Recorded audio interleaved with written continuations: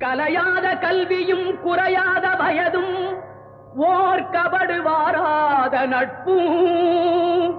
கன்றாத வளமையும் குன்றாத இளமையும் கழுபிணியிலாத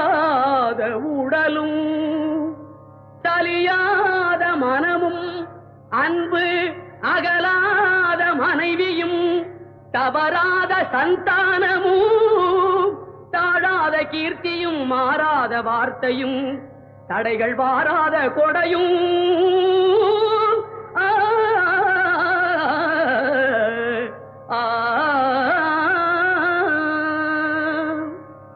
தொலையாத நிதியமும்